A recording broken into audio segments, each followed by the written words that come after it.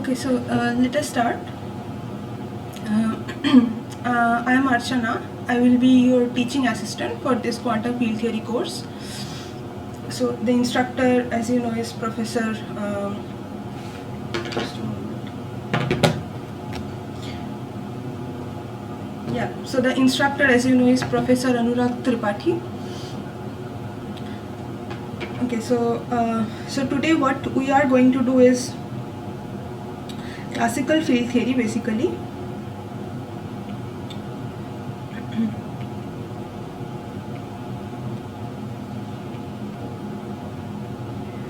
Before we start, do any of you have any comments regarding anything?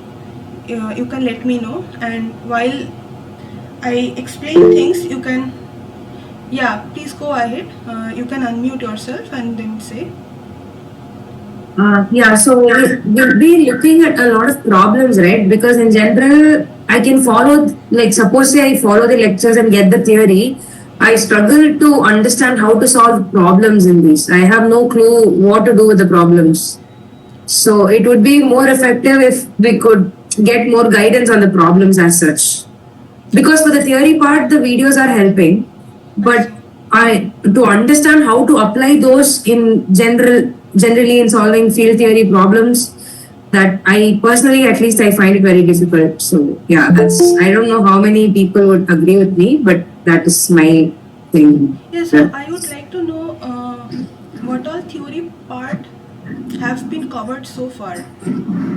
Okay, so far we've seen about second quantization of after quantizing the Schrodinger equation, Okay. and then we did the part that itself we did it for quite long, and then we saw how to use the like how it behaves as a harmonic oscillator or not. Like after we convert it into a classical field, the ansatz being converted into a classical field instead of being a wave function. We saw how that also we can use it as h equals h cross omega and then a dagger a plus half h cross omega, and we saw how the entire system now will be a sum of n number of harmonic oscillators, but there'll be no interaction between one oscillator and another oscillator. So we basically seen quantizing Schrodinger's field, and the next one we saw symmetry and normalization of the states. Okay. Yeah. So and there's one more thing on bosons. I think I am yet to cover that lecture, but yeah, that's also there. So until here for the assignment 0, I was able to somewhat do it because it's basics, right? With respect to the notations and tensor calculus and stuff. But after that, I at least like if you could explain or do 2-3 problems as examples, that would be a little helpful. Like in general, how we approach it. Right. So what I planned for today's session is I plan to derive Euler-Lagrange equation. Okay. And Euler-Lagrange equation I plan to derive, and then using that Euler-Lagrange equation, given a Lagrangian, how would you derive the equation of motion? So my plan today, as of now, is I will take 3 Lagrangians. One is the Lagrangian for Klein Gordon equation. Another is the Lagrangian for a complex scalar field. And the third one will be the Lagrangian for Maxwell's equations. Right. Okay. So using these 3 Lagrangians, starting with these 3 Lagrangians, if we know what is the Euler-Lagrange equation, how to derive the equation of motion is what I plan to do today. Okay. So you will get to see calculations there. Okay. So I think it will be helpful, but regarding second quantization, if there is any problem, I will look for, and then maybe next class we can do that. Yeah, sure, no problem. It's not like if we could cover it anytime before the course can end, that is also fine. Yeah. Just that I would like having problems being solved would be more helpful. That's what I wanted to just ask. Right. Yeah. So we'll try to solve more problem. apart from theory portion, because theory portion you are saying is already being helpful from the Yeah, yeah, lectures yeah. itself. Yes. Okay. Okay. Thank you. Yeah. Thank you. Yeah. We can like go ahead with today's classes thing. I don't want to change that. I'm just saying this is something in the future if there is Yeah, anything yeah, planned, that's yeah. then But thanks for telling me, because otherwise I will not get to know what you actually want, and yeah. So it's nice if you interact and let me know things. How is it going and what I should do. okay, thank you. Thank Yeah, you so much. yeah, yeah. Okay. So instead of doing second quantization and all, what I plan to do is so we will start from a lattice system and then show how it can be promoted to field theory. Okay, so and after that we will derive Euler-Lagrange equation and so on. So I mean, how you can view a field theory from what you already know. So if you are in two dimension, let's say, and you have a lattice, infinite two-dimensional lattice, which are, so this dotted portions are like the particles, and these are connected by some sort of string. So you have this lattice.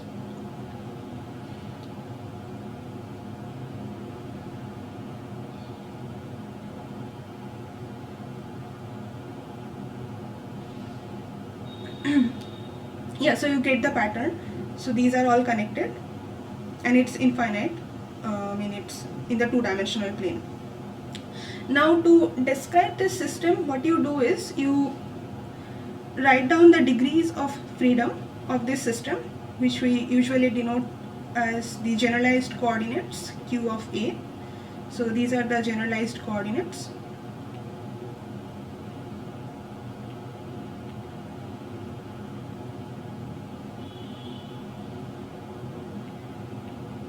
Okay, where this q labels different lattice sites.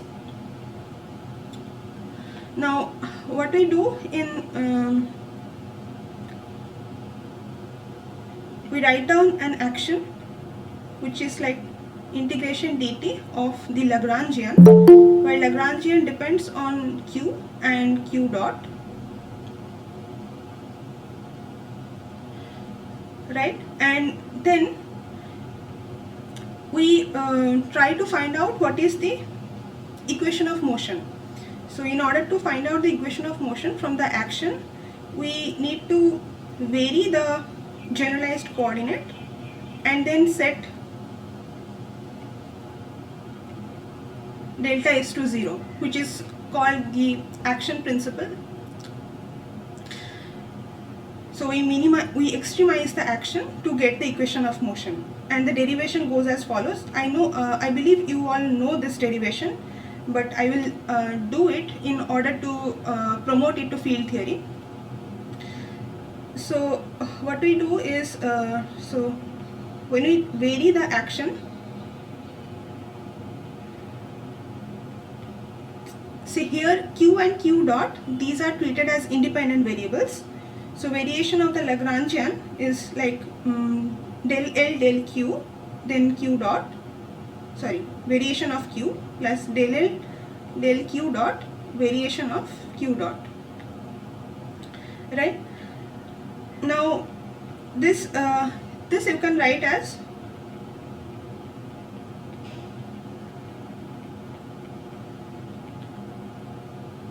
ddt of variation of q. This can further be written down as delta q plus derivative of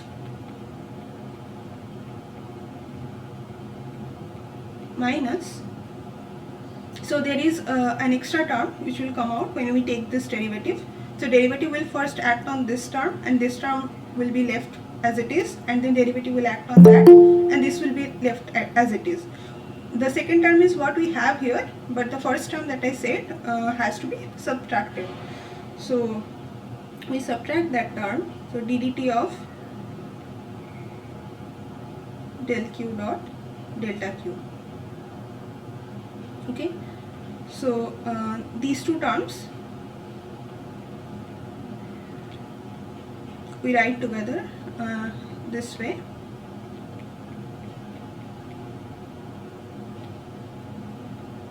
Delta Q plus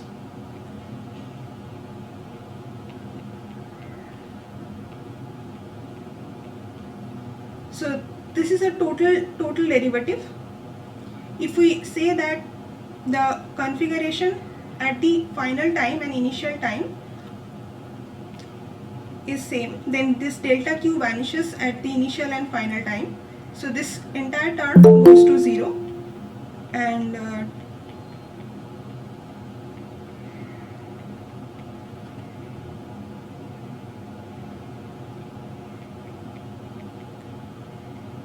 for this variation of the action to be 0 for any arbitrary q, delta Q, then it would mean that this integrand has to be 0, and that gives us the, sorry, just a moment.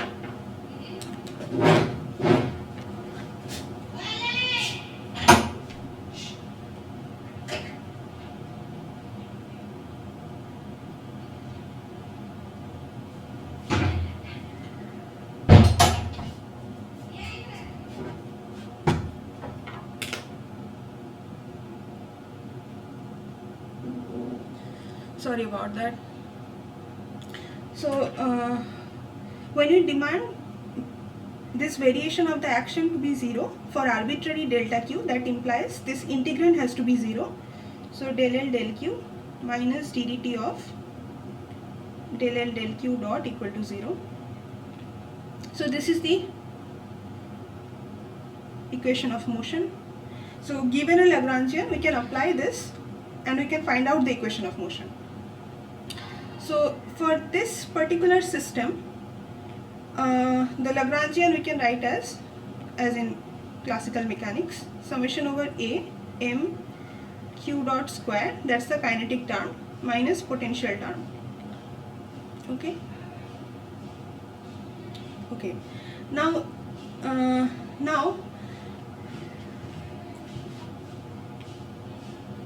from this system, how can we go to field theory? So suppose these generalized coordinates which are labeled by A, we promote it to some variable phi, so they depend on time of course, some variable phi, and A is promoted to x, where x denotes the two-dimensional plane where the lattice is in. When can you do this? This can be done if we are looking at a scale which is much larger compared to the lattice spacing. So when you are looking at a scale which is much larger compared to the lattice spacing, then you can go to the continuum limit, meaning the lattice spacing is as if going to 0 size. Let's say L is the lattice spacing, that goes to 0 size. If you are looking at a very, yeah, you can unmute yourself and interrupt me any point. You don't need to raise hand. Ma'am, what will happen if we include q double dot in the Lagrangian? So q, okay. I mean, usually we don't do that. Whenever we write Lagrangian, it is only variable of function of q and q dot. But I think in some Why? Well, because higher derivative terms in q will, I think, like if you look at, let's say, field theory. Oh, maybe because q is very small and we are taking small variation, so higher order terms are negligible. Is that the reason? You can think of it that way, but also like when we take phi and del mu phi, I mean we never, so okay, so del mu phi in, if you look at just 3 dimension, so it's just gradient of phi, or let's say in 1 dimension it's like derivative of phi with respect to x. Sorry, I need to admit people. So it's del phi del x, if you look at just one dimension, what is that? It's limit of delta x tending to 0, phi x plus delta x minus phi x divided by delta x. That's the usual definition of derivative, limiting definition. Now in field theory we only demand this this type of interaction, that is x, interaction of x with a neighboring point, let's say delta x, but we don't demand interaction of a field at x and another field at y. So if we, I think if we take double derivative, it will be like there will be three terms here, phi x plus 2 delta x plus or minus, I mean I'm not doing it very carefully, but you get what I'm saying, plus I think phi of x. So if we take higher derivatives, we are sort of trying to incorporate interaction between one point and a point farther apart, so which usually we don't do from the perspective of something called locality. I think that is one reason. There might be other reasons also why we don't usually incorporate higher derivatives, but yeah, we only want to incorporate interaction of a field at a point x and its maybe neighboring point delta x, where delta x tends to 0, and not, you will never get to see a term in the Lagrangian which is like dy dx phi of x phi of y. So this kind of interactions are not there.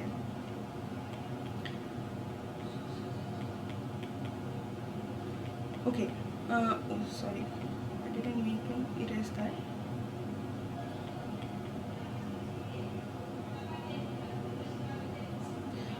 Yeah, now okay, so what I was saying, so this system that we have, usual lattice system that we deal with in classical mechanics, that can be promoted to field theory in this particular way. You look at a scale, from a scale which is much larger compared to the lattice spacing, then you can think that lattice spacing is actually tending to 0 size. So instead of having degrees of freedom at discrete points in your space, you are now having an infinite number of degrees of freedom, one for each point x in space. Okay, so it means you have an infinite number of degrees of freedom.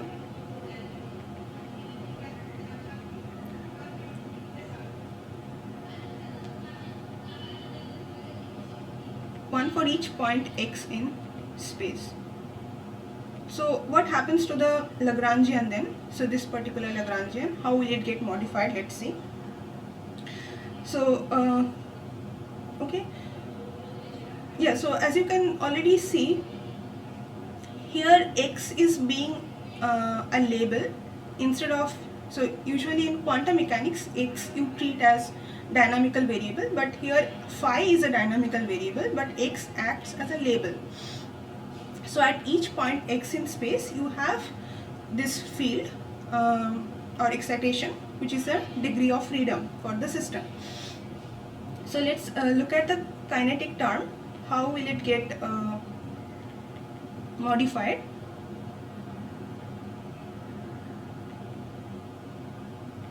So this can be written as integration over dx. So right now we are in 2D, so it's like dx vector, where x is x and y you can think of,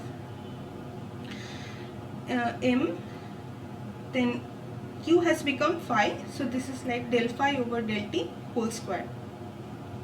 Okay,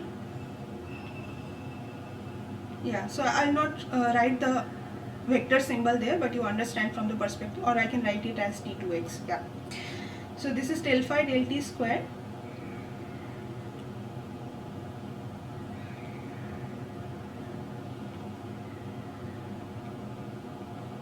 over L square, because we are writing a dimensionful quantity here, so divide by L square, which is the lattice spacing, the dimensionful quantity that you have in your system.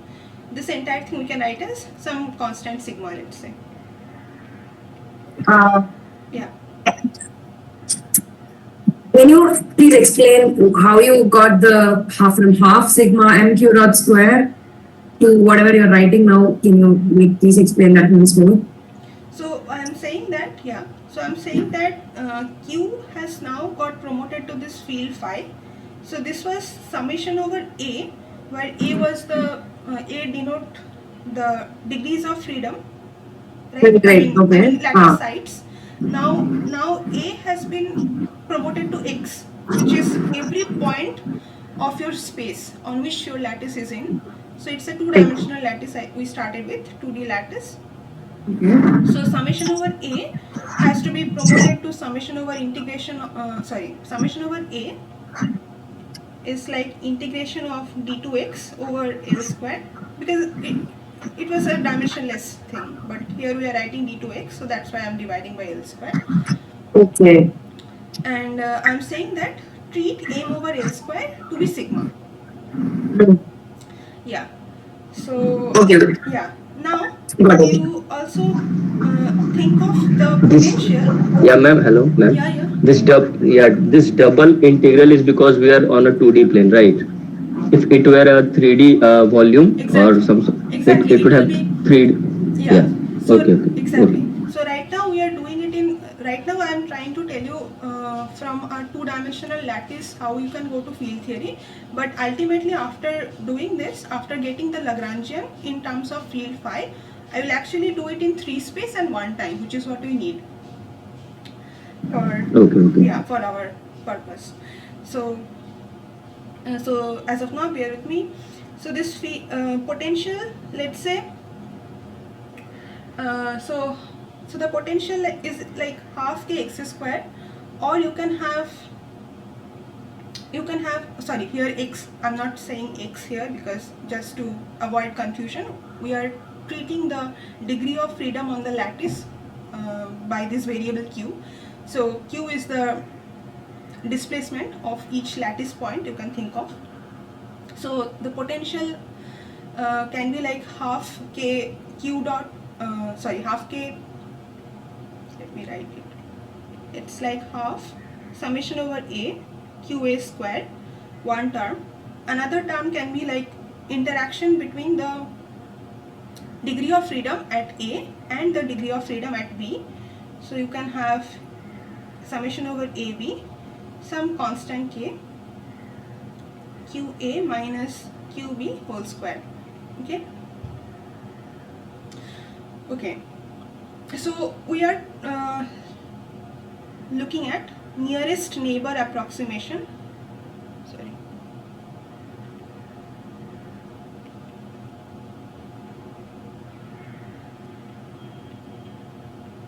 Meaning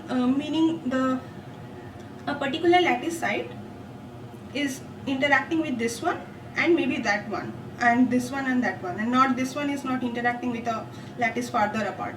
So that's what we mean when we say nearest neighbor approximation.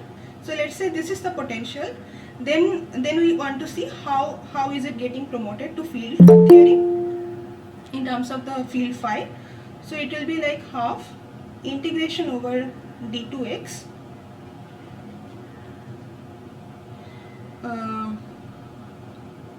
times phi square. Okay, again 1 over L square will come because we are treating this summation over a to be integration over d square x, d2x over L square. So let's say we write that as some tau variable plus integration of d2x.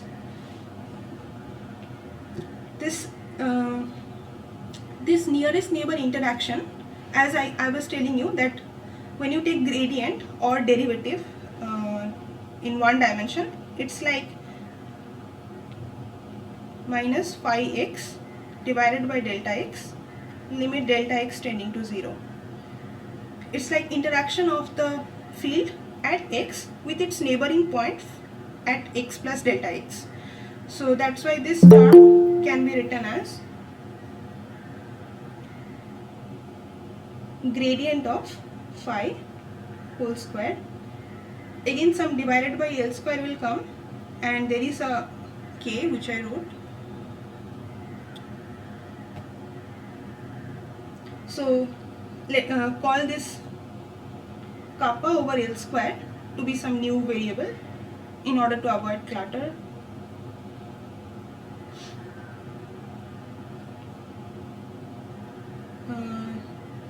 Let's say rho. Ma'am, Yeah. I didn't understood actually the first part of the potential, like how it is summation over q square. Like I'm a little bit confused over that part. Like the second part is like quite understandable, but first part is I think I don't understand it. It's like if you I have didn't get that. a single particle, so Hmm. harmonic oscillator you think of. You have a single particle in an harmonic oscillator. So what is the potential? Half k x square, right? Hmm. Potential energy half k x square. Hmm. So Hmm. that x is what? X is the dynamical variable. Hmm. Here we, instead of calling it x, we are writing q to be the dynamical variable or the degree of freedom. So for a particular lattice site, there is a particle for which there can be a potential which is like half mq square. Sorry, half Okay. k x square. So let's say some other k is there. So Okay. k1, Okay. k2. Oh, now I got it. Yeah. So that's it, and this is as if there is interaction between QA and QB. So now let us add these two things. So what Ma'am? the Lagrangian will become? Yeah, go ahead. But then the first step there is some tau, right? Tau phi square. Where is the tau came Yeah, so from the summation? just like here we wrote sigma to be m over L square, right? So Okay. here again this is Okay. summation over a, which will be replaced by d2x Okay, over fine. L square. So you can treat k1 over L square to be tau. Oh, Likewise here okay, also, okay. yeah. Okay, thank you. Yeah, that's how it is coming. Now let's write down the Lagrangian. Yeah, go ahead. Can you go a bit slow? Oh, okay. Sure. Like the screen scrolling up and down a bit fast. Yeah, right. Okay. I got it. Yeah, I got it. Sure. So, Ma'am, yeah. in the potential, the second term has two sigma derivatives, one over A and second over B. So it should have correspondingly two-dimensional integrals. Oh, okay. You were. Oh, no. The thing is, no. So you are saying that you are thinking that QA is getting promoted to phi x t, and then QB is getting promoted to some phi, some other variable y t, something like that. You are thinking, and then summation over Yeah, a b should be integration d2x d2y. Is that your yeah, conclusion? possibly.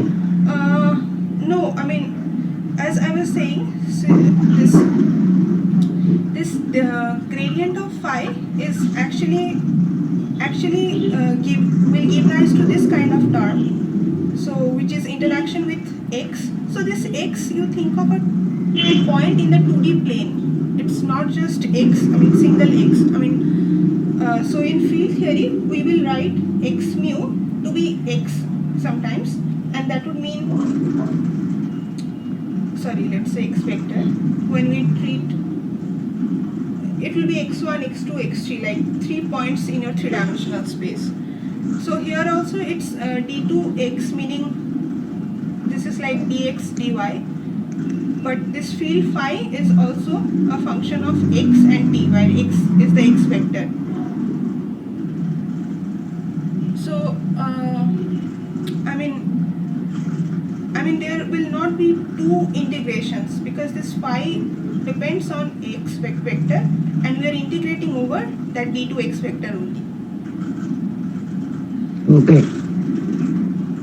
Okay, thank you. Yeah. Ma'am, here phi also must be scaled, right? Because we are applying the continuation. making L is equals to 0, then tau goes to infinity. So I think phi also must be scaled, or otherwise kinetic energy term will be blown up. In the limit L tending to 0, you are saying tau is going to infinity? Yeah. Oh, phi must be scaled, right. Right, we will do that. We will do that. So let's see Okay. how we do that. So Lagrangian, which was a function of the generalized coordinates and derivative of the generalized coordinates, is now a function of phi and del mu phi. So here del mu, we are in 2 dimensions. So here del mu is like del t, comma gradient, which is del x and del y, or the 2-dimensional gradient, I mean. That is equal to, so the kinetic energy is half integration d2x sigma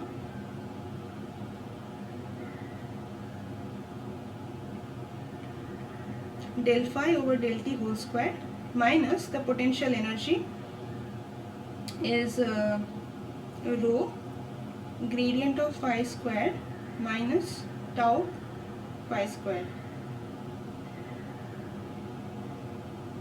Okay, now let's rescale phi by phi divided by square root sigma, so that the kinetic term is now d2x del phi over del t square minus, let's call whatever will come here to be c square. We are doing that purposefully, but and call this m square, but we don't have any physical interpretation of m square as of now, but as it will turn out later that this is actually mass of the field phi. Okay, so this is the Lagrangian, which is a function of phi and del mu phi.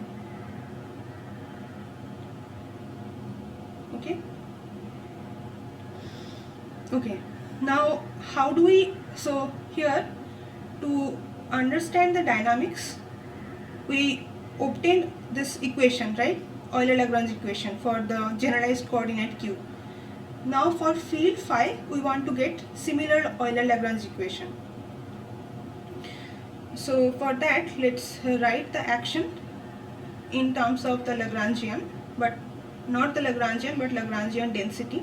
So far this Lagrangian, which we wrote for a 2-dimensional field, 2D space and one time, it was like dt integration of d2x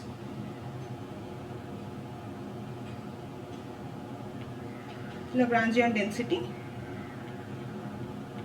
but as someone was already pointing out, we want to do it actually in 3 space one time. So this is the Lagrangian density. So unlike classical mechanics, we will work with Lagrangian density instead of the Lagrangian itself. So in the similar way, just that we were doing q tending to q plus delta q, we varied q and then set delta s to be 0, but now we want to vary phi, which is our dynamical variable now, phi plus, Can you scroll up a bit? Yeah. A little, just to the. Oh, you were trying Yeah, to. yeah, yeah. That's the only till the Lagrangian. 1 second. You are trying to take notes? Yeah, because it's. I actually know this, but I'm just noting down like some points. No, okay, that's fine. But if you don't know this, this will be available to you. This whatever I'm writing. Oh right, okay. Yeah, in case you don't. Okay, yeah, then you can proceed. No problem. Yeah, I'm done. This will be available. Also, whatever I'm telling you now, this is getting recorded. So this will be uploaded. Then link will be shared with you if you want to come back and see something. Oh, that's good. Okay, then that's fine. Yeah, no problem. You can go ahead. Okay. Okay. So far what I told up to this actually, if you want to read carefully, you can look at the book by Anthony Z. In Anthony Z, I think. I forgot the name, spelling NEY or NEE, I don't remember. But there is a book by Anthony Z. If you want to read it, you can read it up there. So it's this particular analogy with starting with a lattice going to field theory is given in this book in a nice way. So you can read it up there if you are interested. Okay, so delta phi. So okay. So in order to get the Euler-Lagrange equation in classical mechanics, we vary the dynamical variable q by some amount delta q and then set delta s to 0, which is the action principle. Similar thing we will do here. Vary dynamical variable phi in this way and then set delta s equal to 0. So that will give us Euler-Lagrange equation for the field phi. So let's go over the derivation quickly. It's a similar derivation.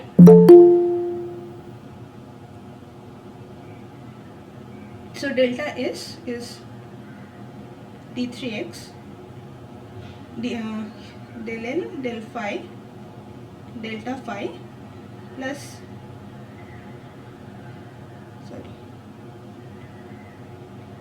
del L del mu phi delta of del mu phi. This is equal to d3x.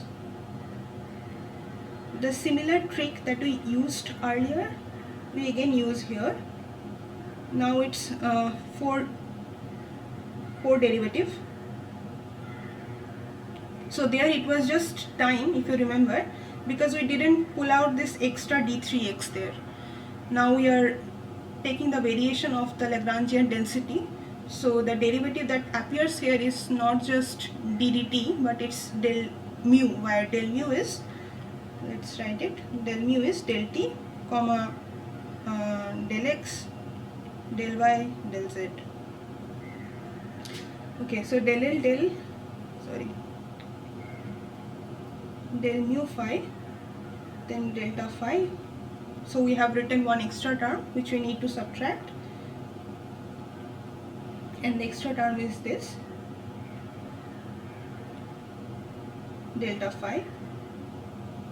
Okay, again we separate the total derivative term d3 dt d3x phi minus del mu del L del mu phi delta phi plus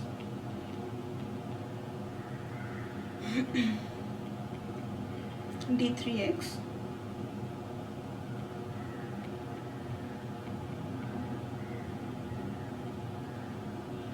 delta phi. Okay, so again this will give rise to a surface term. So this entire thing is d4x. So this is a total derivative. You are integrating over the entire space time. So that will give rise to a surface term, and so that vanishes with the assumption that the field configuration at the initial time and final time doesn't vary. So this is 0 upon integration, and so we are left with the first term.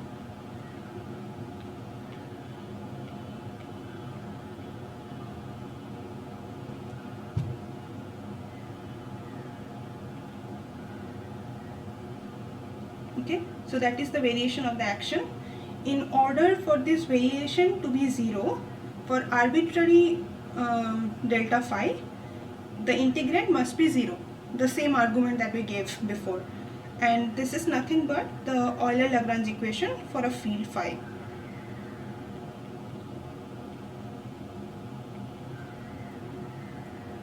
Okay.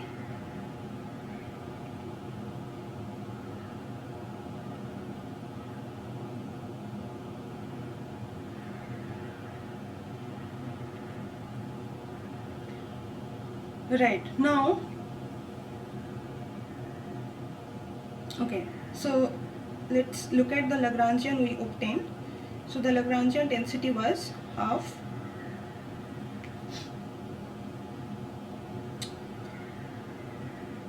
so it was a Lagrangian. So the Lagrangian density will be d3x when we look at 3 space. Sorry, let me write that Lagrangian. So it is half integration d3x del phi over del t whole square minus c square gradient of phi whole square minus m square phi square. This is the Lagrangian. Okay, so when I am writing d3 here, it means this gradient is also in 3-dimensional gradient, del del x, del del y, del del z.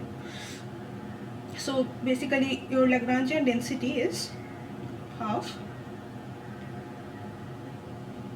del phi del t whole square minus gradient of phi square minus half m square phi square.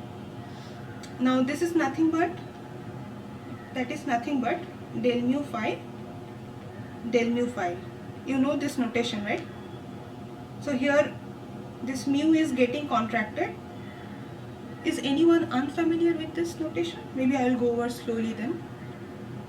Okay, let me say that anyway. So del mu covariant is del del t comma gradient.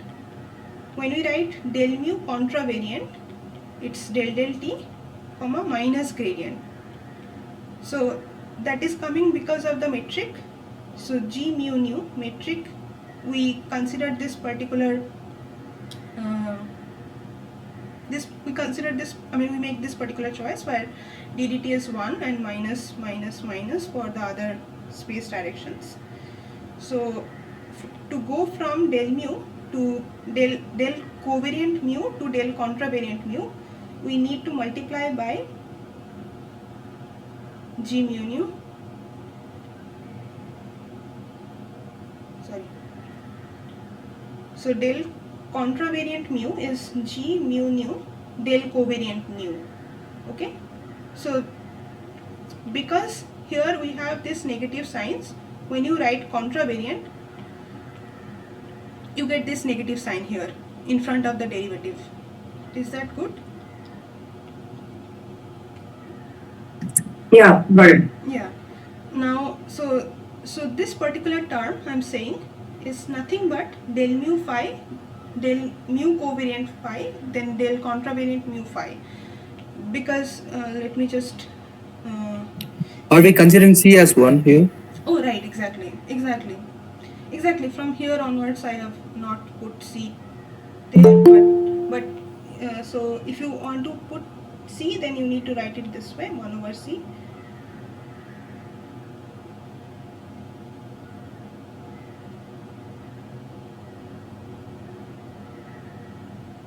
So if we are taking C as 1, suppose if we are taking it, does that mean we will also be taking H as 1?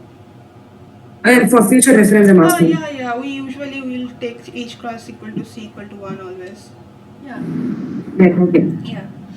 So del mu phi here is del t comma grad, then del t comma minus of grad. So that gives, sorry, of course phi is there. So it's del t phi gradient of phi multiplied by del t phi minus gradient of phi.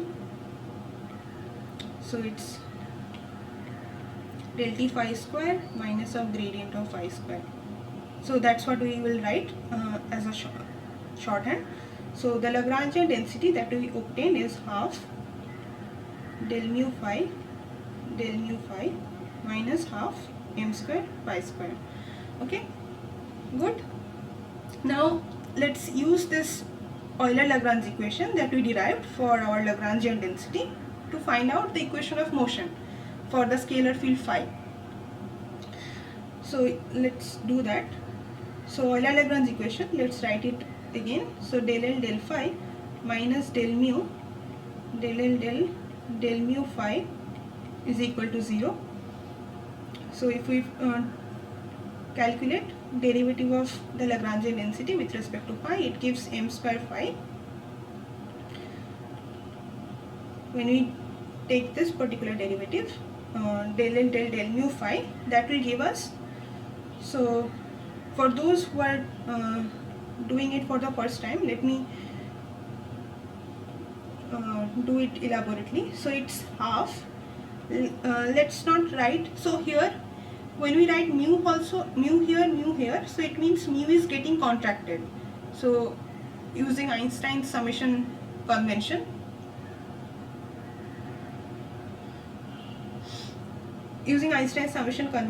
so mu is basically a dummy variable. We can use any other variable. Let's say we use rho, so it's like del rho phi, okay, and that is equal to, so it's like del rho phi whole square, okay. We can also write it that way. So this is same as del mu phi half of del rho phi square, okay. So that will give us half is already there, so it will give us 2 times del rho phi, but that derivative is only non-zero when mu and nu, these two indices match. So that's why we will get a delta mu rho. So that gives del mu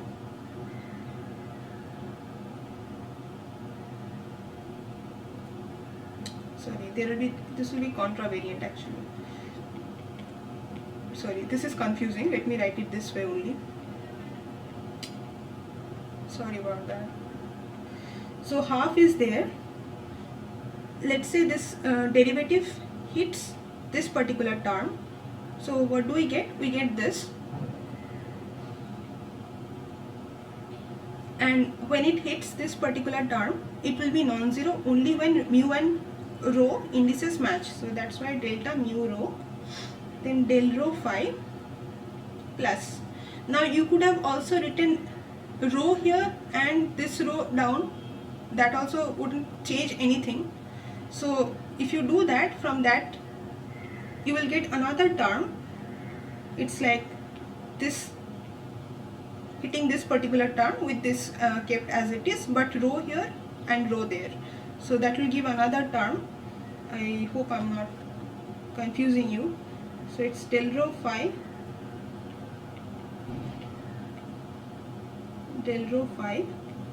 delta rho mu. Okay, sorry, phi we took outside. So that's why you get 2 terms. It's half 2 times, and mu and rho has to be same. So this is this.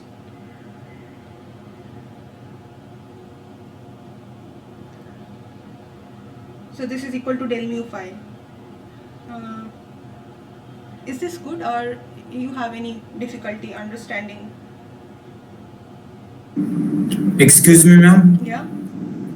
Can you calculate those terms separately? I mean, on the left part of the page. On the left part of the page, which terms? These terms? No, ma'am, not that one. And then below the statement, 2 into del mu. I mean, you said that there is an interaction, right, between those 2 terms. No, what I'm saying, okay, I have confused you enough. Now let me just do it this way. So it's half, okay, this half I'm taking outside. Now I'm saying this derivative acting this particular term first. So you are using basically chain rule, but this tensor notations may get difficult, may become difficult, but so it's this plus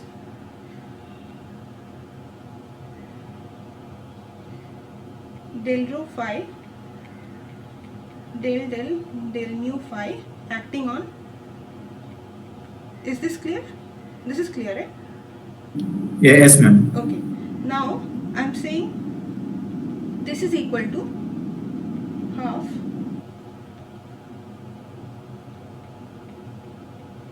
del mu phi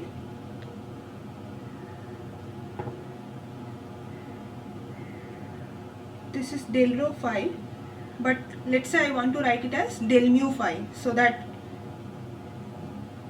the derivative can hit this term and give us 1. But when we do that, we also need to write a delta rho mu, right? Because this rho we are replacing by mu and saying rho and mu has to be same.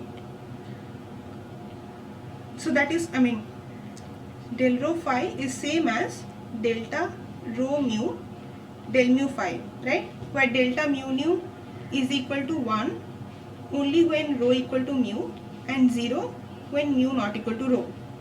So this is clear. Ma'am, in the delta direct function, the mu must be a contravariant term, right? It must be above, not below, I think. Oh, Is it right? here we are not writing G, you know, the metric, this metric we are not writing. It's just a normal delta. It's Kronecker delta. It's not the metric with which we lower and upper indices. It's not that. Okay. It's just the Kronecker delta. It's Kronecker delta. So this is 1 only when the two indices match and 0 every when mu not equal to rho. It's not this G mu nu. But if we are using it in curved fields, then we should be using the metric one, right? So here we are not here. Whatever I am doing from this step to this step, we are Right. not raising or lowering indices. No, Okay. we are just trying to take derivative, and I mean after you get familiarized with this tensor notation, looking at this particular term, you will just write that del L del mu phi to be del mu phi. But right now, many of you are saying it for the first time, so that's why I'm trying to do it this way, so that you understand why two terms are coming after doing this derivative here. Ma'am, if you are not using Kronecker delta in upper and lower indices, means how we will just rise the indices from covariant to contravariant at last Yeah. step? In the last step, where have I done that? Have I done that anywhere? As No, of now? you raised it after. You raised it. Which sentence can you tell me here? 1, 2, At last, 3. ma'am. This one? At last, after this, actually, you raised it. You finish the step, and I will tell you. Oh, okay. So yeah, okay. So this is it. So here we have replaced del rho phi by this Kronecker delta times del mu phi. But Kronecker delta is just a constant, so that comes out. Yeah. Sorry. Anything you had to say? Okay. Okay. Plus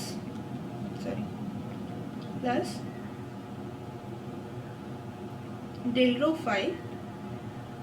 Now here we want to lower the index. Okay. So we can do that by using G now. So G rho mu, okay, then del mu phi.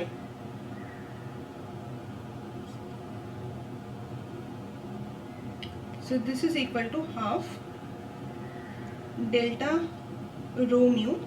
So this is equal to 1, whatever is there inside the bracket, del rho phi plus del rho phi G mu nu, then this is again 1 times 1.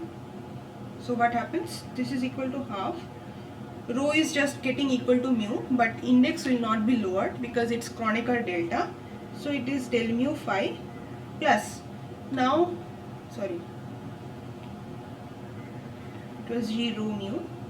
Now it's the G metric tensor which will raise the index, so it becomes del mu phi. So you get 2 times del mu phi, that's del mu phi. I hope it's crystal clear now. Any doubt here? Can we just No, like ma'am. directly shift Kronecker delta to be using G? Say that again. We've used Kronecker delta in the step before we used G, right? Yeah. So, Here, yeah, the point was here we didn't have to raise index because see we are taking derivative with respect to del covariant mu, right? And here Okay. we have del covariant rho. So all we Right. need to do is make this mu and write the Kronecker delta. Okay, to change the index, we're writing the Kronecker delta, and in the Yeah. next step to lower the index, we are writing G. Exactly. So we are, that's what I was saying. So G will raise and lower indices. So here you have del covariant rho. You want to, and you are taking derivative with respect to del covariant. Sorry, what did I say? You have del contravariant rho, but you are taking derivative with respect to del covariant mu. So you want to Okay. make it a covariant index so that you can do the, so that you can take the derivative. And Okay. in order to do that, we had to take write down the metric tensor. Right, right. Okay, got it. Ma'am, as per my knowledge, if you want to replace a covariant index, means you want to use the same covariant index as a contravariant index in the delta Dirac function or else a metric tensor. In that case, if it is true, means that mu must be in above, right? In in conical delta term. Because you were saying that conical delta and G are metric tensor are different different things, but conical delta is also a metric tensor, right? It also obeys the Pin So it's 1 1 1 1 1 1. So it doesn't matter if you write it above or below. So it will not make. If you want, we can do that. So, but it doesn't matter actually. So let's do that for your happiness. Rho mu. Is that good? So Yes. mu rho. So now rho is being identified with mu. That's all. But it will not lower or raise indices. Good. Okay, good. So we have derived all the terms of the Euler-Lagrange equation. Here it's coming out to be minus m square phi, and okay, this is coming out to be del mu phi. So we substitute these two in the Euler-Lagrange equation. Let's see what do we get. So we get minus m square phi plus, sorry, was it plus? No, minus. There is minus in between. So minus del mu phi equal to 0, and which we can write as m square acting on phi equal to 0. Now this is nothing but the Klein Gordon equation of a classical field.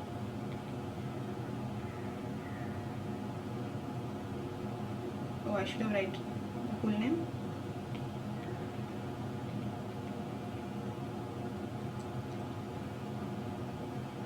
Klein Gordon equation of a classical field phi. Yeah, so it shouldn't be confused with wave function in the quantum mechanical sense because it doesn't have a probability interpretation. It's a field, and it's the equation of motion of this classical field and the corresponding Lagrangian density. Let's write it again. So when you see this particular Lagrangian, you should know that this Lagrangian density corresponds to Klein Gordon equation. Okay. So far so good.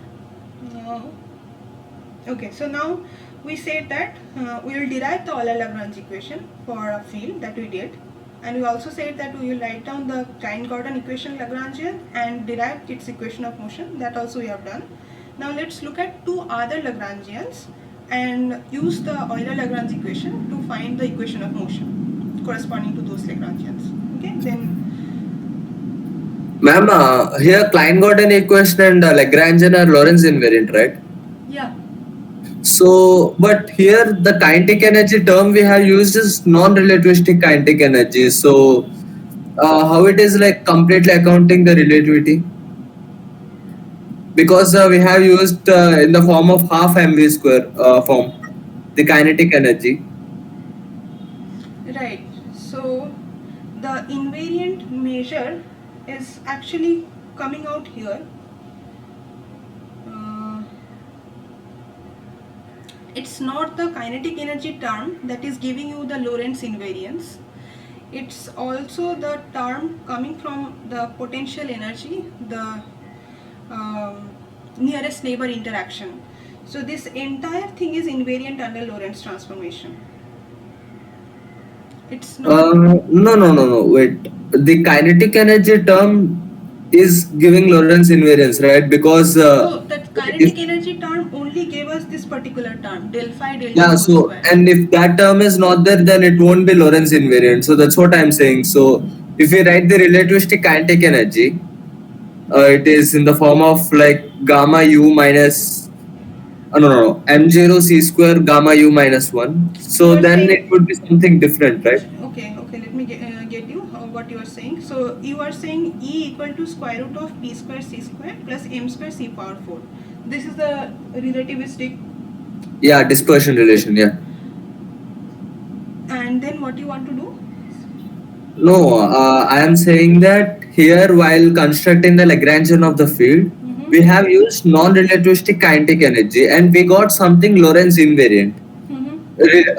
As that means like in any frame of reference, I will be measuring the same Lagrangian. But in order to account the relativity, I was saying that we have to use relativistic kinetic energy.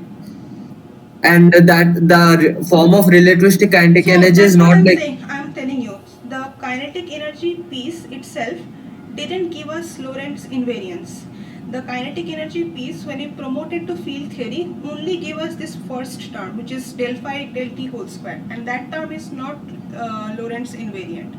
The Lorentz invariant is coming from this entire combination, which is del phi. yeah. The entire it comes from the entire combination. I agree with that. But if the kinetic energy term is something different, then the entire combination won't be formed at first place itself. So the Lagrangian won't be Lorentz invariant. Did I Uh, stop? no, I mean, so the usual way we write down the Schrodinger's equation. So what do? We start with this p square over twice m is equal to plus v is equal to the energy, and then we promote these to minus I h cross gradient and e to I h cross del t, and that gives us like Schrodinger's equation, right? Minus h cross square grad square plus v acting on psi equal to I h cross del t of psi. So the Klein Gordon equation you can also get starting with the relativistic energy, which is E square equal to p square c square plus m square c power 4. Now E you replace by I h cross del t, so that gives you minus h cross square. Let me forget about h cross. So minus del t square is equal to minus grad square. I'm also forgetting c, so m square. Oh, sorry, 5, of course, 5. So this gives you del t square minus grad square acting on phi plus m square phi equal to 0, and that is nothing but what we have, the Klein Gordon equation. So the Klein Gordon equation is actually coming from relativistic energy, but yeah, I mean, I get your confusion. You are saying we started with the kinetic energy, which is non-relativistic, but we are getting the Lagrangian, which is relativistic. But I mean, as far as I understand, it's the combination which is giving you the Lorentz invariance, but not the kinetic energy itself. Exactly. Yeah, that's what I was saying. Yeah, but starting with the relativistic energy, if you promote these variables p and e to be the usual thing. Yeah, with relativistic energy, that's fine. We'll directly get the Klein Gordon equation.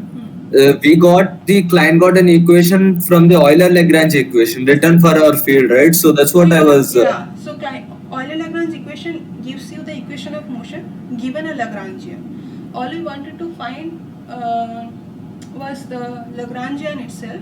So looking at the Klein Gordon equation also, you can backtrace and write down the Lagrangian. So you know what is the Euler-Lagrange equation given an action and a Lagrangian. So you can vary it by varying the field phi and setting it equal to 0. So looking at the Euler-Lagrange equation and the equation of motion also, you could have written down the Lagrangian itself. But here what we wanted to do is, we wanted to see how the field Lagrangian of the field can be obtained, starting with a lattice system that we can see in a 2-dimension.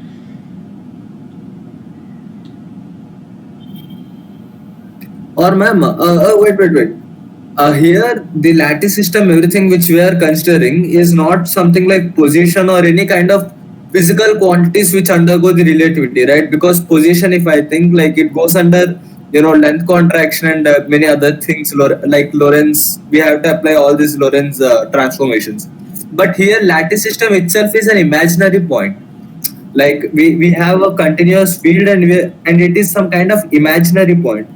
So yeah, so then it must be in half mv square format only, because the relativistic ideas don't apply on the imaginary point. It applies something to the physical quantities, I think. So the lattice system is physical. So there is nothing imaginary about that system. You have a 2-dimensional. Imaginary means not the iota thing I was saying. I was saying like it is not a something like physical variable. No, I so it is. You are not saying iota. I mean that imaginary. I'm not saying. I'm saying it's there. It's physical. System is physical, but we are not doing any boost, or we're not doing anything. But there is translational symmetry of the lattice. But yeah, boost symmetry is. So this analogy that we are giving, starting with lattice system, will actually fail in many scenarios. This you can think in your head when you are doing field theory, but as you pointed out, this is a very good point actually. As you pointed out, so this lattice, there is translational symmetry, of course, but boost symmetry is not there in this lattice system.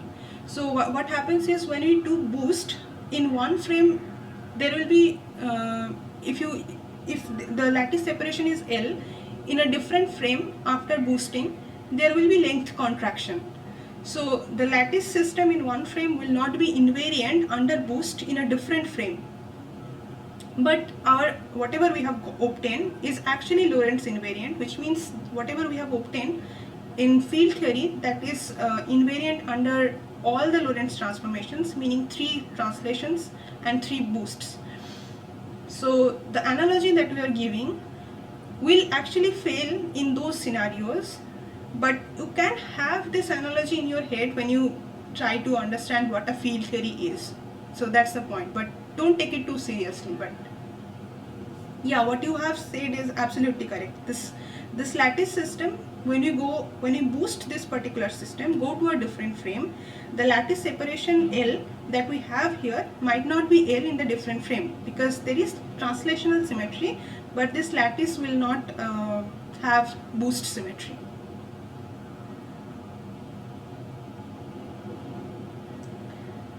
Okay. Yeah. Good. Okay, let's proceed. Yeah, so we want to write down 2 more Lagrangians and use the Euler-Lagrange equation to find the equation of motion.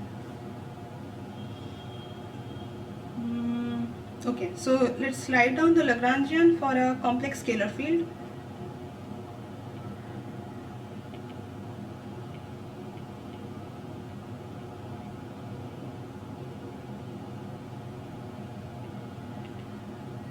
Side. Okay, so Lagrangian is given like this. Let me get that.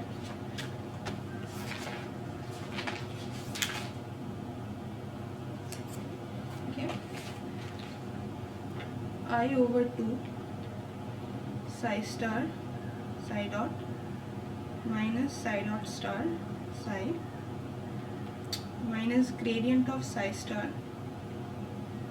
dotted with gradient of psi minus m psi star psi. Okay. Okay. Now instead of having, so you can treat psi and psi star as independent variables for this Lagrangian. So let's write down the Euler-Lagrange equation for psi star, and that will actually give you equation of motion in terms of psi. So Euler-Lagrange equation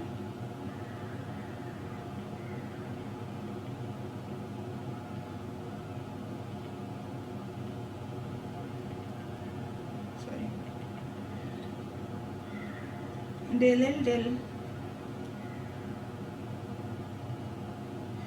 del psi star minus del mu del L del mu psi star equal to 0. So let's find out each of these terms separately. This is equal to I over 2 psi dot coming from this term, and from this term it will give minus m psi. Okay.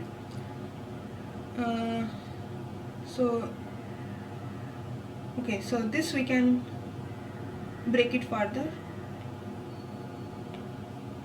So this is equal to psi star minus del t del t of psi star, which is psi dot star,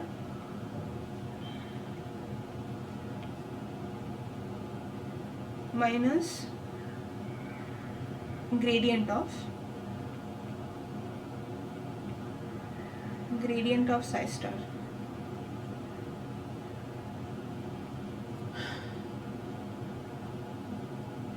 Okay.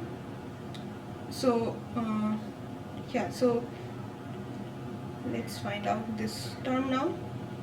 Psi dot star, that is equal to, that will get contribution from this term, giving us minus I over 2 psi, and from this term we get gradient of psi star. This is equal to minus of gradient psi. Okay. Okay. So we substitute all these in the Euler-Lagrange equation to get psi dot minus m psi minus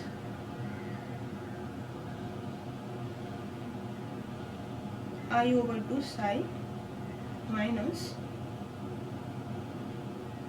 gradient of minus grad psi.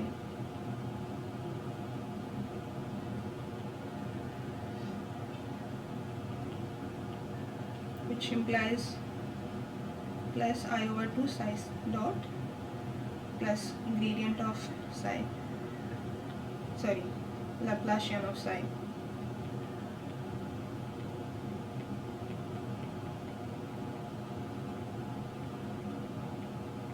Okay, so that's the equation of motion. Now looking at it, you might think it looks like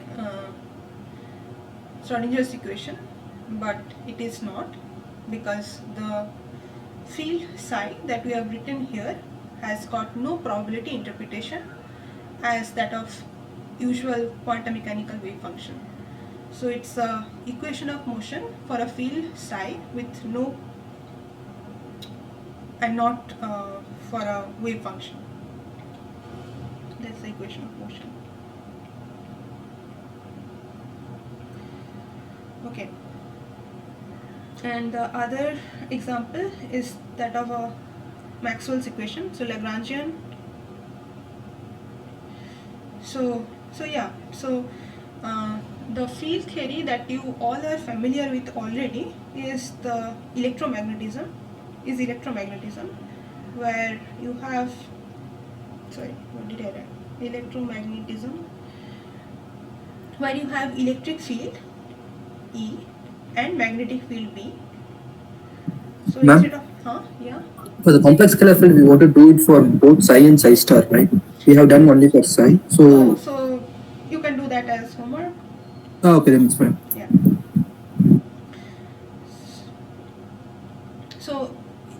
So electromagnetism is a field theory, classical field theory, where you have electric field and a magnetic field, and that these two can be derived from something called a 4-vector potential.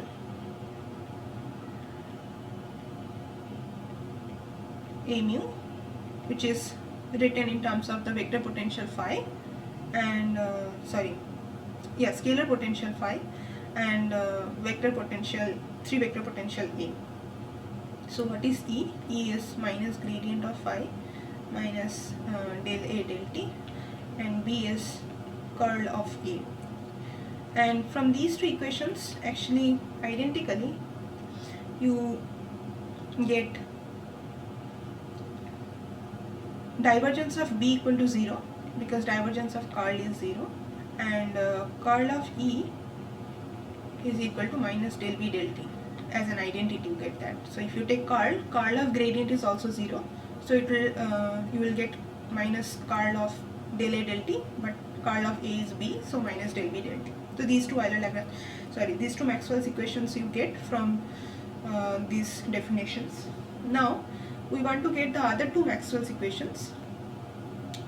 Okay, let's do it for vacuum, meaning the other two Maxwell's equation. We want to get divergence of E equal to 0 instead of rho over epsilon, and curl of B is what? Mu naught J plus del E del T. So we want to get these two. So J also we will take 0 for the time being. So we will write the Maxwell's Lagrangian, the Lagrangian which gives you Maxwell's equation for vacuum. Okay, so the Lagrangian is as follows.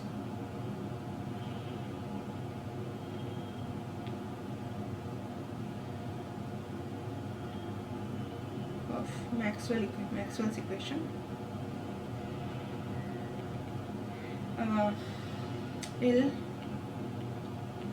So when we say Lagrangian, loosely it's Lagrangian density in field theory. So that's understood.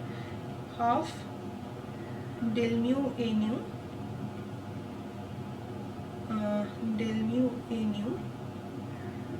minus half del rho A rho whole square. Okay, so let's so given this Lagrangian, let's find out the Euler-Lagrange equation of motion.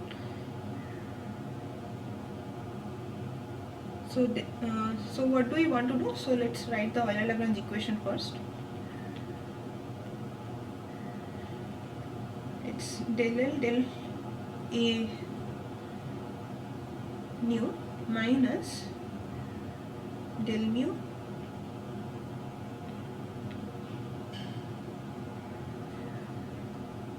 equal to 0.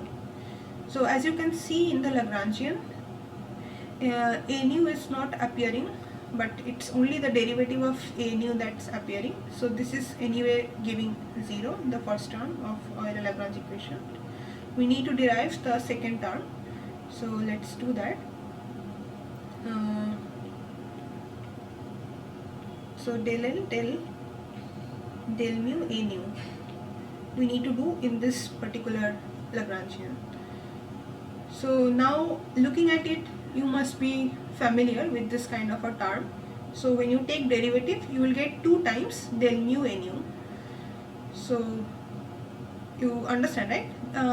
Before we had this kind of a term for the Klein Gordon Lagrangian, del mu phi, and we were taking derivative with respect to del mu phi. So we got del mu phi. So here same thing, but instead of phi, this A is also a 4 vector now, but that doesn't matter. Similar thing is appearing here, so it will be del mu a nu, just as before. Instead of phi, you have a nu here from the first term, and from the second term.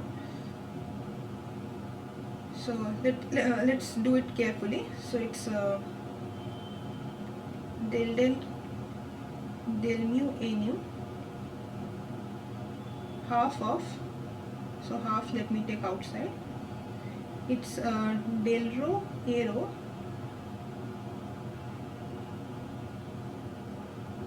square of that. So another term, let's say del sigma a sigma,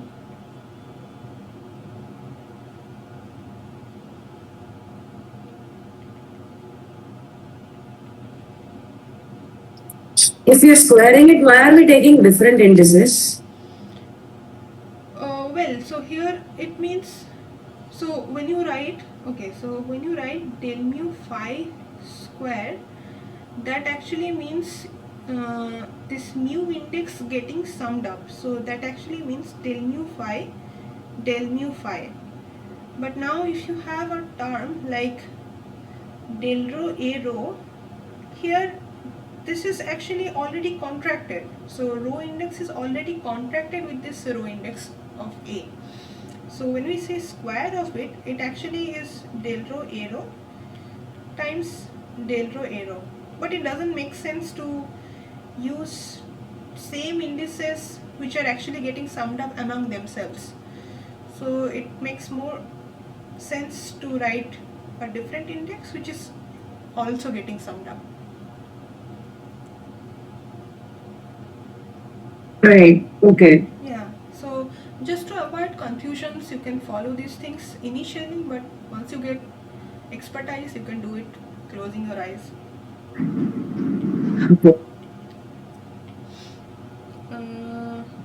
Ma'am, like, if you don't mind, can you just recommend some sources to learn this kind of tensor notations? Because here the ideas are pretty clear. Like, you are formulating Lagrangian and getting the Euler-Lagrange equations. But can you just recommend some areas where I can learn this tensor, playing with this tensor notations?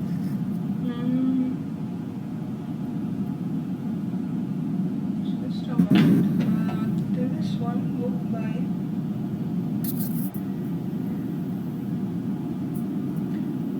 I saw this book long back, but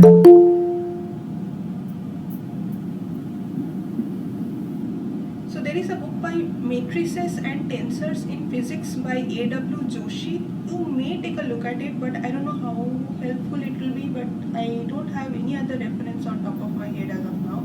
But this is one book that I remember. You may take a look at it. Okay, Matrices and Tensors in Physics by A.W. Joshi. Someone said something on chat box. Is that good, Abhi? No. Huh? No? Ma'am? Yeah? No, I didn't return anything. Chat box. No. I said, is that good? I mean, that book you can take a look. Okay, yeah, sure. Yeah, we'll take a Yeah, thank you. Okay, someone is saying, will this session be uploaded to YouTube? Well, it will be, yeah. Aman Tiwari is saying, how to get back H and C in equation in which they are put 1. So you can do dimensional analysis if that is required. But yeah, you can do dimensional analysis, and so dimension of H cross is energy times T, dimension of C is x equal to Ct, so length by time. Now you find out a particular meaningful quantity and you do dimensional analysis and then you put it back. Since I have joined late, could you give an idea which problem you have took up? Sorry for inconvenience. So Abhinandan, I would say that okay, so to answer your question, what we are doing is we are doing classical field theory. We wrote down the Lagrangian for Klein Gordon equation, derived the Euler-Lagrange equation by using the action principle, which is to extremize the action, and yeah, we derived the Euler-Lagrange equation, found out the Klein Gordon equation, and after that we are taking two Lagrangians, one for a complex scalar field and another for Maxwell equation, and then using that Euler-Lagrange equation we are finding out the equation of motion. So that's all we are doing today. But for your reference, I would say that this will be uploaded to YouTube. So if you join late, that's also fine. You can go back and check and ask me questions later on. Alright, so let's get back to what we are doing. Okay, so right, so we want to do this derivative.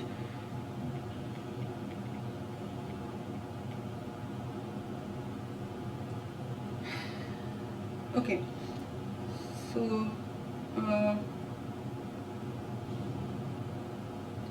we can always, as I was saying, so these are dummy indices, so I can always write it as a mu, del mu, a mu, but we want to lower that index in order to take the derivative.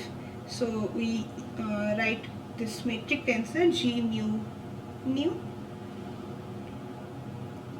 del sigma a sigma.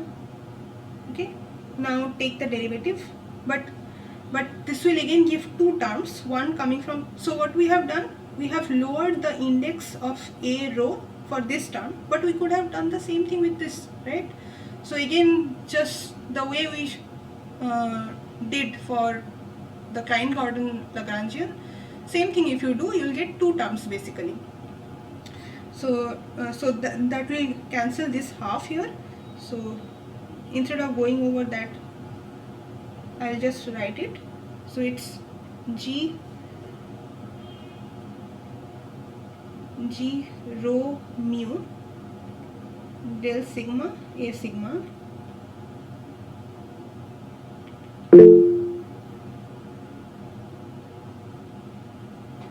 okay, I will do that. Let me finish it. So del rho nu, again these are dummy indices, so we can change. So let's write it as del mu a mu. So this is del mu a nu minus, sorry,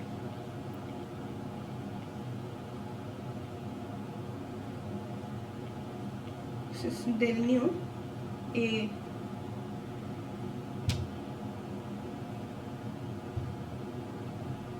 sorry, I made some mistake, I think, sorry.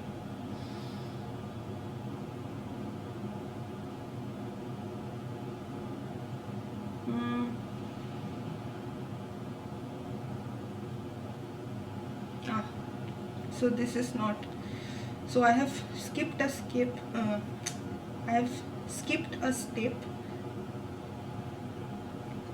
So let me write that. So this is equal to del mu a nu minus half del a mu a nu. Well, I said writing same indices doesn't make sense, but as long as it's getting summed up, you can do that. So this is del mu a mu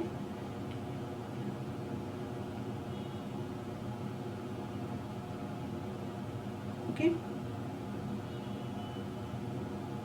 Why am I writing so many steps? Let me erase it, that is not needed. So it's the first step.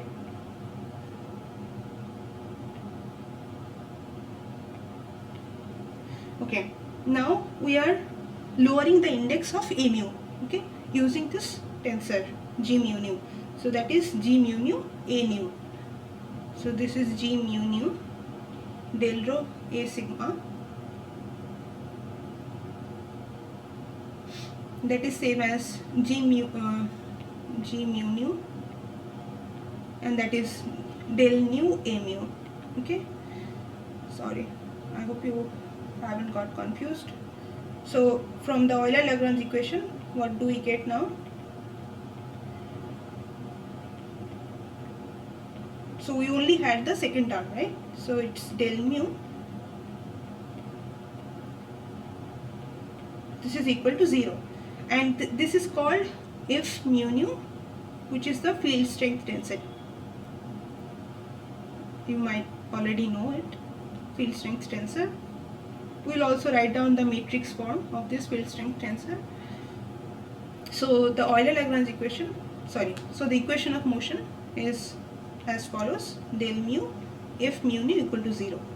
Now also let's look at that this actually give us the two remaining Maxwell's equation in vacuum. So just for verification that we have actually got the Maxwell equation. So what is f mu nu? Let's write that. So f mu nu is as we already said, it's del mu nu minus del mu mu. So as you can see, it's antisymmetric with respect to mu and nu. So we just need to find out. So of course the diagonal terms are all 0. Off diagonal terms we can just see what it comes out. So a mu is what? A mu is phi, ax, ay, az. Del covariant is del del t, comma del x, del del y, and del contravariant you will have minus sign in front of the 3 spatial derivative. Okay, so that's all we need, and one more thing we need. So we have to get actually curl of E equal to del B del T, right? So that's what we didn't get from, that we already have. We want to see that whatever we have obtained as equation of motion gives us these two equations. So curl of B equal to del E del T.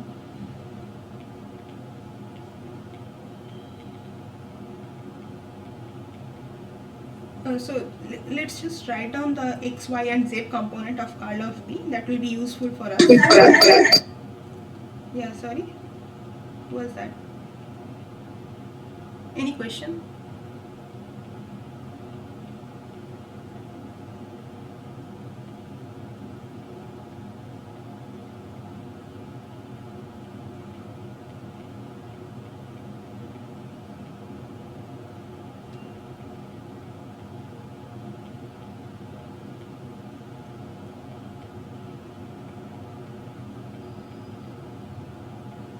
If you have any difficulty at any step, let me know.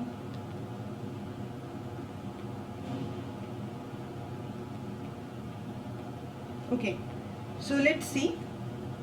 So what is F01? Okay. So remember here we are writing indices from 0 up to 3. So when we write 0, 1, that means first row, second column. So we are trying to find out this particular term, okay, here. So if 0, 1 is del 0 A1 minus del 1 A0. What is that? So that is del 0 is del del t. What is A1? A1 is AX minus del 1. What is del 1? Del 1 is del contravariant 1. So it's minus del del x. Minus del del x, and A0 is phi, right? So it's minus gradient of phi plus del A del t, x component of that. So this is Ex, right? You agree? Because E was minus gradient of phi plus del A del t. So F01 is nothing but Ex. Likewise, F02 is Ey and F03 is Ez. You can check. Now let's also try to find out these three terms here, and since it's antisymmetric, the remaining will be just negative of these. So let's find out this particular term here of the field strength tensor, which is second row, third column, meaning F12. Okay, F12. F12 is del 1 A2 minus del 2 A1. So del contravariant 1 is minus del AY del X plus del AX del Z.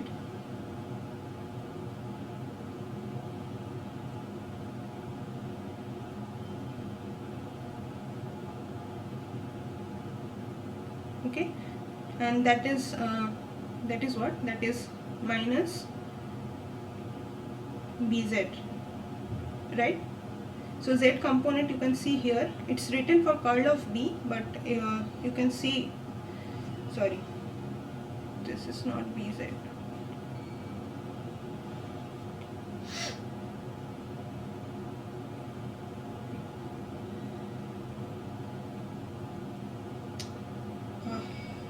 So it's del 2, I'm sorry. So it's BZ, of course, minus BZ. So from here you can see it's the Z component of curl of A. So okay, this is minus curl of A Z component, but we know B equal to curl of A, so it's minus BZ. Okay, so this is minus BZ, and the remaining two things I will left for you to work out. This will come out to be BY and this will come out to be BX. So let's fill out the lower half of the matrix. Minus EZ, this is BZ minus BY and BX. Okay, so that's F mu nu. Now look at this equation of motion, and let's try to see whether we are getting the Maxwell equations. So okay, so I will copy this below.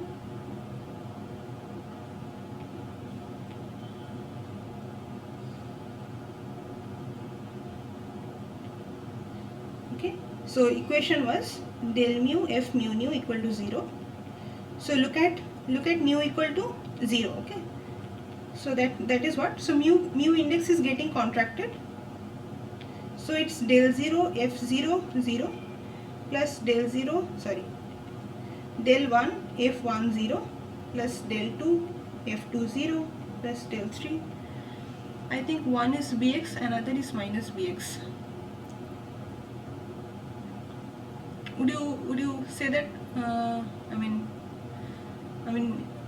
again, I couldn't understand. In the matrix? Oh, yeah, exactly. It's minus Bx here, and that's Bx. Thank you. Yeah, so it's minus Bx here. This is F30 equal to 0. So F00 is 0. So what do we get here? So it's del x of F10. This is F10, F20, F30, but right hand side we have 0, so it doesn't matter, we will not take care of the sign. So Ex del y, so that's nothing but gradient of E equal to 0, sorry, divergence of E equal to 0. Okay, that's what we promised to get from that Lagrangian. Now let's also look at the other equation. So for that, let's look at nu equal to 1 now. So del 1, again mu index is getting summed up, nu is fixed to 1.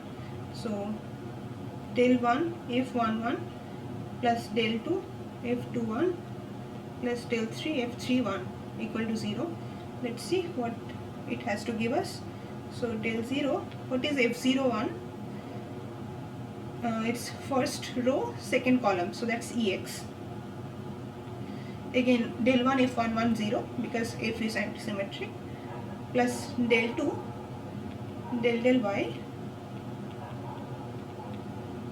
of F21, so that's third row, second column, that's Bz,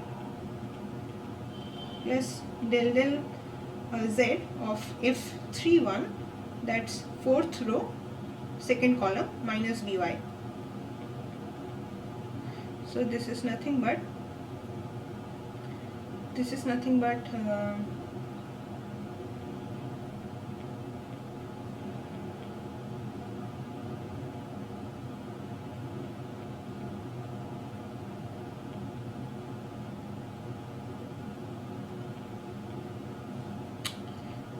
del ex del t.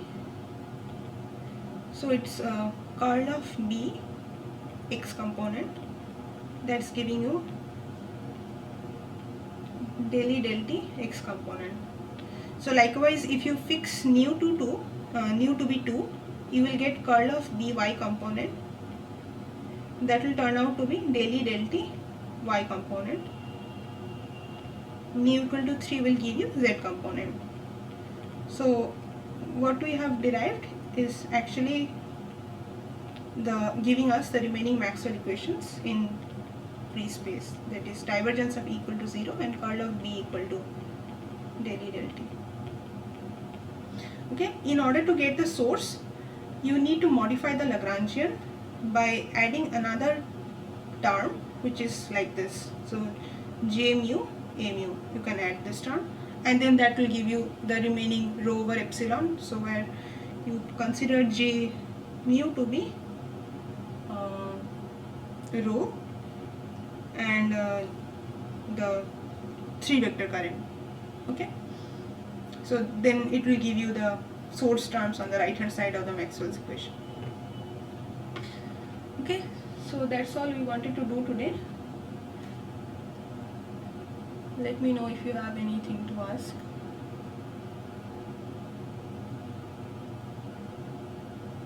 Otherwise, we'll meet next week.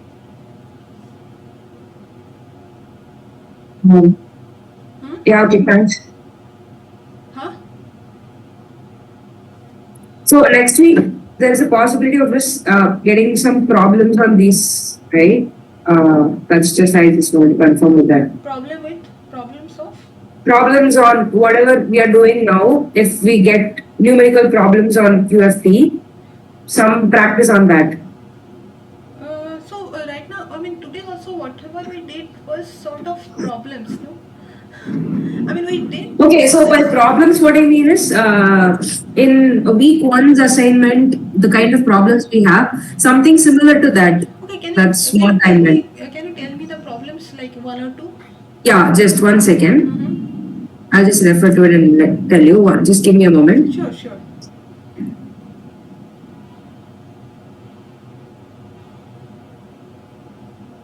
Ma'am, meanwhile, okay, yeah, you continue. Wait. Okay, fine. Meanwhile, just before she brings some problems, ma'am, here magnetic vector potential like A is del cross B, right? Like A equals to del cross B. A vector, ma'am. Is it? Yeah, A equals to del cross B. Isn't it the other way around? B equals to curl of A? Is it? Okay, fine. Sorry, ma'am. I just have a doubt. Like, is it have any physical significance, or it is just used for easy mathematics? What the? See, ma'am. Like here we are having a magnetic field, and we are taking. And now we are coming with some kind of new vector potential, and while we are taking curl of it, we are getting the magnetic field. So I was just like wondering, like, is it have any physical significance, or we might even do it for mathematical easiness. So I just want to know. I think I mean, you can change field phi by doing gauge transformation. So phi can be arbitrary in that sense, but whatever field phi you choose, your magnetic field and electric field will give you same thing. So phi and A do have what do we call it? Gauge. I'm, Gauge I'm not, redundancy, I I'm think. not that much aware of gauge. Actually, I'm not even aware of this gauge transformations. I didn't study that much No, advanced. so we will do that actually in this course, like gauge transformation, which is, but then when we do that, I will give analogy from electromagnetism and things will be clear. So in order to understand field theory, we will always go back to electromagnetism because that is the classical field that we are already familiar with. From there, we will understand the quantum field theory as well. Okay. So finally, We'll like, come back do to it it. have significance, physical significance? Yeah, so they have, you can, yeah, this gauge transformation is what I'm telling you. So you can do gauge transformation of the four vector potential, but yet the electric and magnetic field will be the same. So field phi and the three vector potential has freedom in that sense, but E and B are physical. Someone is joining now. What happened?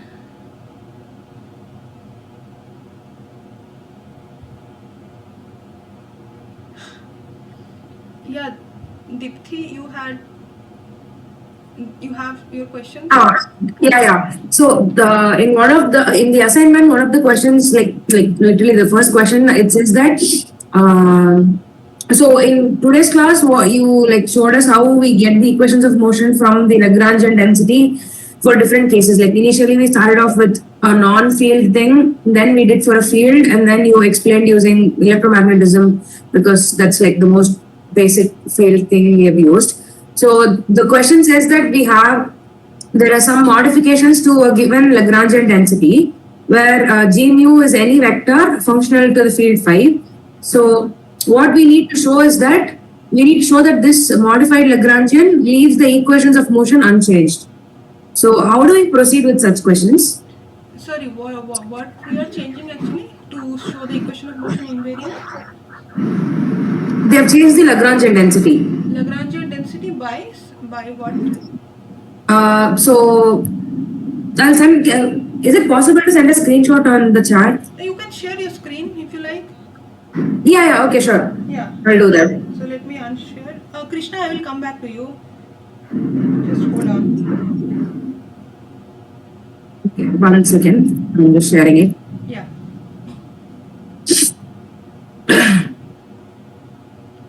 So the assignment problem you have submitted already? No, I'm working on it. Actually, it is a practice problem, not a graded one.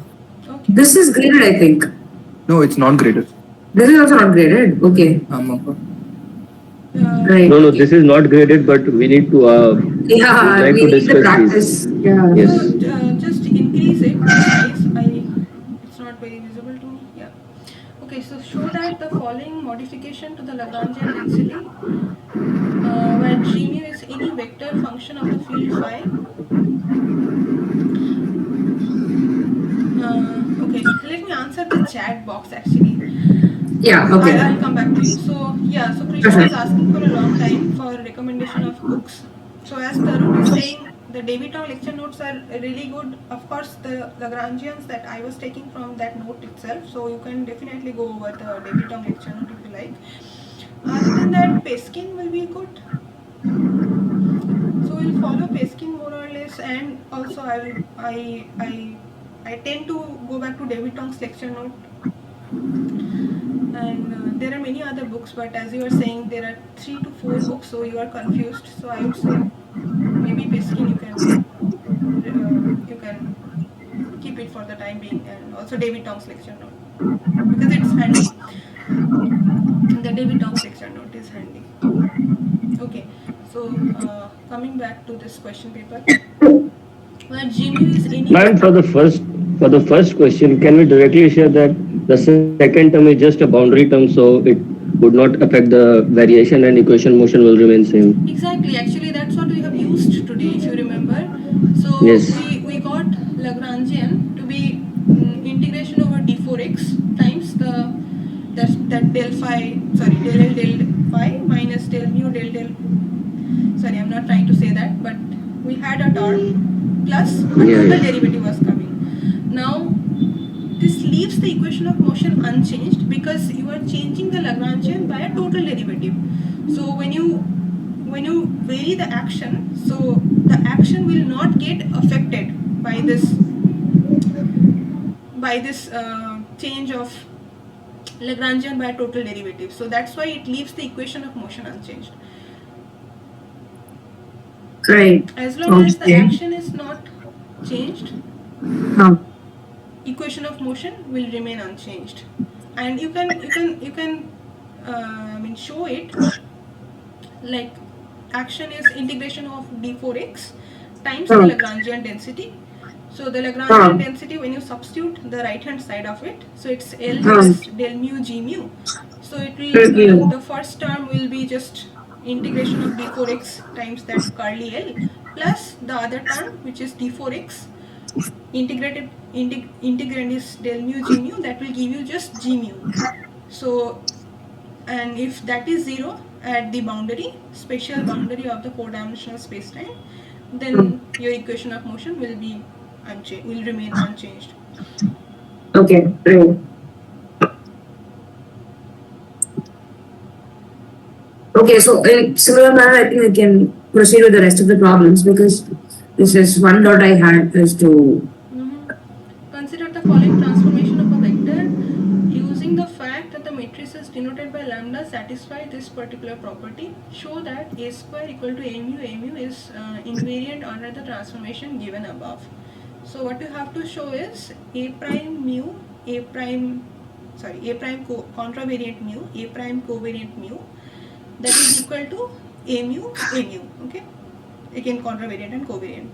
And a prime mu, you substitute the right hand side of equation 2 and then use the property satisfied by the Lorentz transformation matrix lambda mu nu. Ma'am, this lambda mu nu notation is just as similar as contravariant covariant notation, or is there something to this mu being little far from that lambda or little less far from that lambda? Is there something to it? I mean, I have seen sometimes mu Yes, written closer to lambda and sometimes. It's fine. I mean, as long as the index is up, it's contravariant index, and it's down, it's covariant index. They write it And little what- far, it's and- just for. Huh? And what if when mu is written closer to lambda than nu? Sometimes I have seen like mu is written closer and that the lower index is written far away from lambda. Oh, I And see. sometimes, I mean, as here it's also written like after equation 2 Yes, yes. sentence. So I think, okay, so it's saying lambda inverse mu nu equal to lambda nu mu. So I think row and column are getting interchanged. That's what it means. I think Yes. in the first case, so it's written in contra and covariant notation, but it is still a matrix. So it has row and column. So in the left hand side, it's lambda inverse mu nu. There it means mu is the row and nu is the column indices. And on the right hand side, it means nu is the row and nu is the column. I guess so, but you understand what it is from matrix point of view. Also, it should be the transpose. Yeah, so when you find out the inverse of a matrix, you need to take transpose, I think. So I think that's what. Yes, because this should be orthogonal. That's what is getting reflected there. Yeah. Proof that for any matrix same with non-zero determinant, here det stands for the determinant, tr stands for the trace. Okay, you have to prove that. This is easy. This can be done by using properties of eigenvalues. Trace is sum and determinant is product of eigenvalues. Yeah, so Yes. yeah. Good. So try those out. Let's meet next week. Excuse me. Huh? Hello. Yeah. Yeah. I actually had a doubt related to the first question, that is it related to, I mean, a similar way to how we do in the local gauge, I mean, U1 theory, gauge theory, where we take a Lagrangian and like globally it is, globally it is, the Lagrangian is invariant, but when we take the local transformation to make it invariant, we add some covariant term here. So so is this similar? Okay, I get your point. So what that question was saying, that was changing the Lagrangian by total derivative and asking whether that total derivative term will affect the equation of motion by anyhow, and it will not. But it has nothing to do with local or gauge transformation that you said, for which we replace the ordinary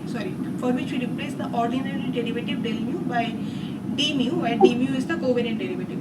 It has got nothing to do with that. So there is no transformation change here. It's just the Lagrangian has a added term. So is that right? Yeah. So either your Lagrangian should remain invariant under the transformation, or your Lagrangian can change by total derivative. If these two are the case, then the equation of motion that you get will remain unchanged under the transformation.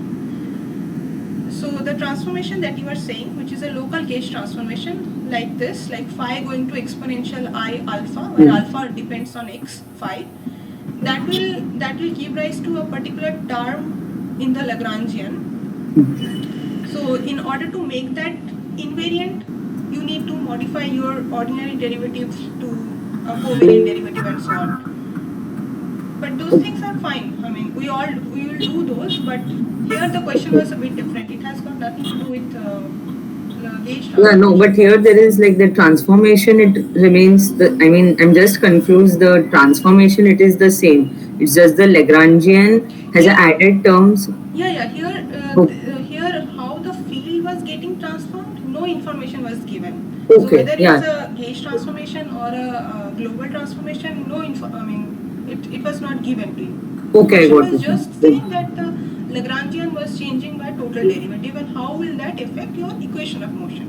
And Okay. as we derived today from the Euler-Lagrange equation, we saw that whenever there is a total derivative in the Lagrangian density, when you write down the action, that gives rise to just a surface term, and that's zero. So that's why your equation of motion don't get affected if the Lagrangian changes by total derivative. Okay, got it. Thank you so much. Okay, one more thing I think on the chat box, let me see. I think in gauge transformation we add the covariant derivative to the psi and not to the Lagrangian, I think. Okay, we will come back to all of this. Yeah. Okay, thank you for joining. Let's meet next week. Thanks a lot. This was really helpful. Thanks a lot, Really ma'am. helpful. Yeah, thanks. Thank you, ma'am. Yeah, bye. See you next week. Bye. Good night. Bye. Thank you, ma'am. Have a good night. Yeah.